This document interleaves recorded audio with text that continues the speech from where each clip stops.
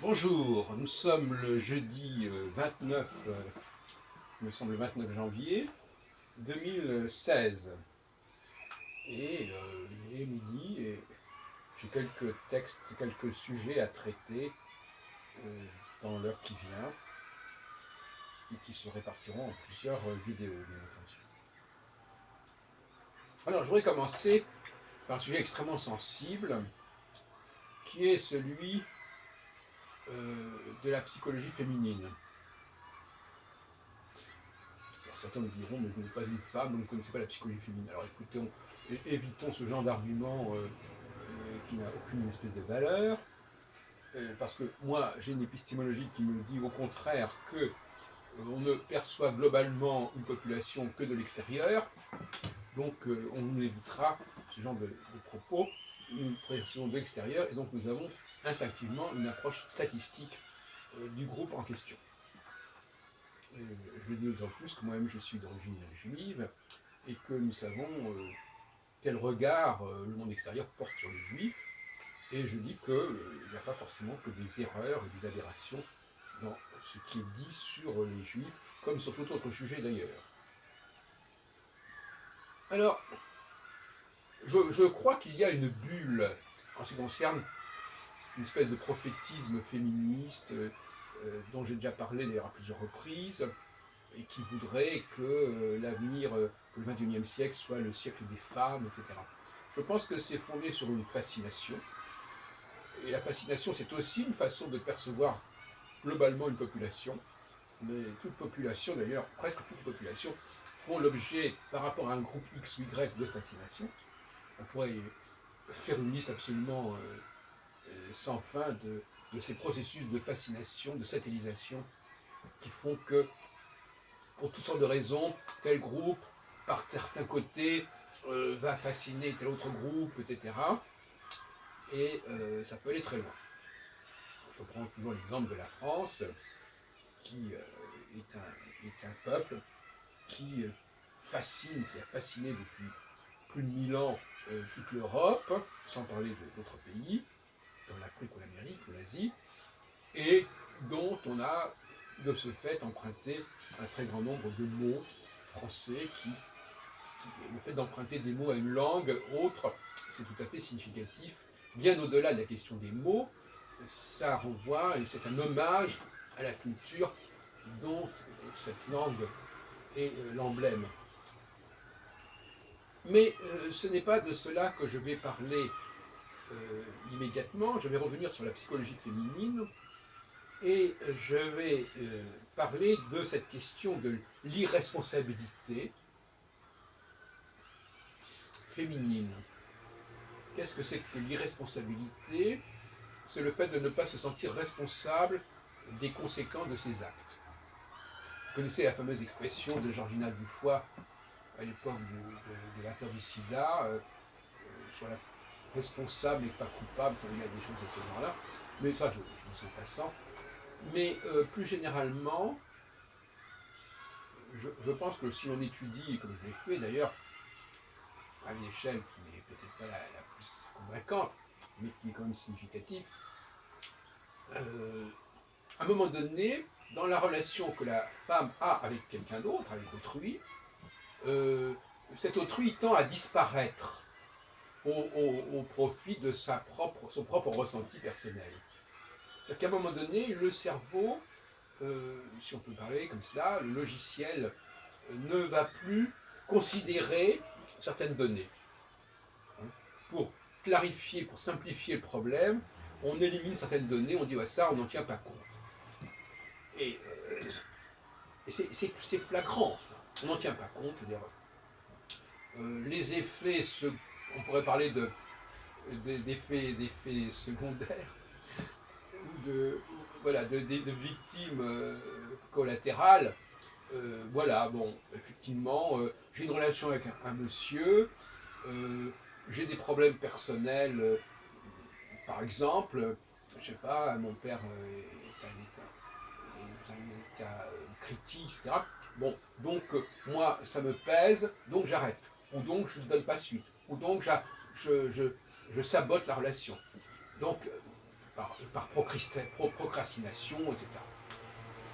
Ou bien tout simplement, à un moment donné, la dame en question dit voilà, tout bien considéré, j'ai décidé qu'il fallait arrêter la relation, et il n'y a pas eu de concertation, aucune façon, elle n'a pas posé, il n'y a pas eu un débat, simplement parce que c'est trop compliqué de discuter avec l'autre personne, et donc par conséquent, on l'élimine de son champ de conscience, de son champ de vision, et l'on se contente de réfléchir sur son propre ressenti personnel.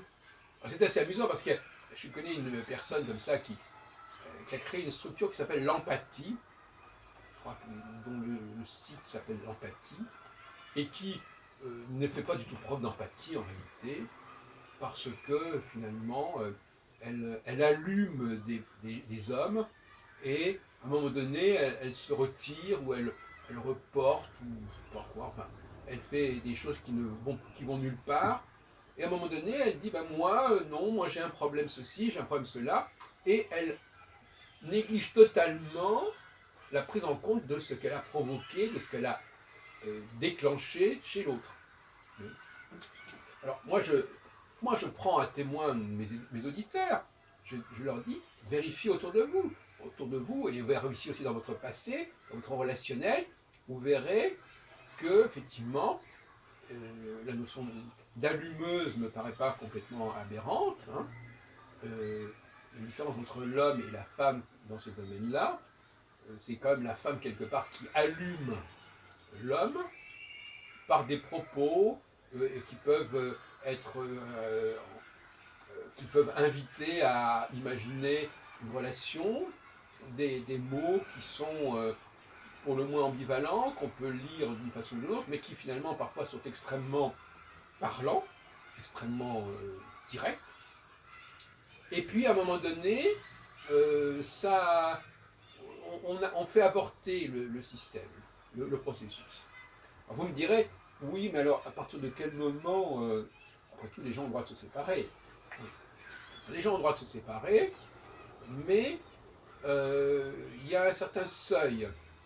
Alors il y a un seuil, c'est un peu comme l'histoire de l'avortement pour les femmes, il y a un certain seuil, mais dans les deux sens, c'est-à-dire, il faudrait faire... Alors, le seuil, c'est au bout d'un certain moment, on ne peut plus avorter. Voilà. On ne peut plus avorter. Alors, on ne peut plus avorter parce que les choses vont aller trop loin. Donc ça, c'est déjà un point. Et la question est de savoir si ce seuil, il est dépassé ou pas. Et ça dépend de la nature de la relation, de la nature des échanges, de ce qui a été dit. À mon avis, il faudrait qu'il y ait un juge, si on peut dire, ou un conseiller conjugal, enfin je ne sais pas comment on peut dire ça, un juge qui apprécie le degré de développement de la relation et s'il est opportun d'y mettre fin. Alors certains vous diront, mais une personne ne peut pas rester dans une relation si elle a décidé que ça ne lui plaisait plus. Alors là, voyez-vous, encore une fois, et l'autre, qu'est-ce qui devient, et ce qu'on a provoqué, à ce moment-là, il faudrait peut-être prévoir des dommages d'intérêt. Enfin, il y a aussi des questions de ce genre qui peuvent tout à fait se poser, hein, je ne plaisante pas. Il faudrait voir ce que pensent les religions à ce sujet. D'un autre côté, ça n'a rien à voir avec la question du divorce. C'est là qu'il y a une petite problématique, alors on peut jouer là-dessus. Moi, je parle d'une relation qui est en train de se développer, et qui va aboutir à la... alors là aussi, à partir de quel moment peut-on divorcer? À quel moment peut-on faire avorter la relation? À quel moment peut-on divorcer? C'est pas du tout le même problème. Si je suis avec quelqu'un depuis 7 ans, par exemple, je pense qu'il y a eu suffisamment de choses qui se sont passées avec la personne que je lui ai apporté suffisamment de soutien, de présence, pour pouvoir dire que je peux divorcer. On ne va pas parler d'allumeur, quelqu'un qui a vécu 10 ans avec une personne. Non, l'allumage, c'est quelque chose qui se situe dans une périodicité beaucoup plus courte. Donc, il y a un temps où on peut encore arrêter la relation, mais ça peut être très court, parce qu'il suffit de très peu de choses pour que les choses s'enclenchent. Quelques mots, quelques regards, quelques rendez-vous, quelques contacts, et ça y est, c'est déclenché. Donc ça, c'est un peu comme sur le plan sexuel. À un moment donné, il ne faut pas grand-chose pour que la relation sexuelle prenne une dimension de procréation, et donc il y a un enfant qui est en train de naître.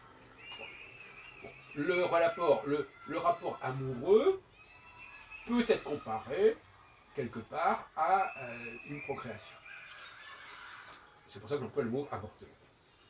Maintenant, au bout d'un certain moment, quand la relation a déjà pris une certaine tournure, quand il y a déjà eu une concrétisation de cette relation et qu'elle a déjà, en quelque sorte, abouti à quelque chose qui corresponde à un minimum de ce qu'on pouvait attendre par rapport à l'autre, c'est-à-dire quand il ne s'agit plus d'un caprice, j'ai envie d'arrêter, etc., mais d'une vie commune qui a pris certains aspects concrètement, a posteriori, problématiques. Là, en effet, on peut imaginer tout à fait un divorce. Donc il y a le fait de faire avorter quelque chose sur des a priori, parce que finalement il ne s'est pas passé grand-chose. Concrètement, il n'y a pas de preuve absolue. On n'est pas en train de reprocher à l'autre de vous avoir trompé, par exemple. C'est rare que les gens qui viennent à peine de commencer se reprochent d'avoir été trompés. Donc, ce n'est pas ce genre d'argument. Donc, il faudrait étudier les arguments qui justifient l'avortement du relationnel amoureux qui a été enclenché. Et puis, il y a la question du divorce qui est tout à fait notre affaire, même si elle peut comporter certains éléments communs qui se situent dans une autre temporalité, dans un autre temps. Voilà ce que je voulais dire, et je pense qu'effectivement, nous avons là un point très intéressant qui s'appelle, pour moi, la réduction chez la femme de l'espace-temps, la conscience de l'espace-temps, c'est-à-dire les conséquences de ce que je fais sur les autres et sur l'avenir sont généralement mal appréciées, mal appréhendées chez les femmes.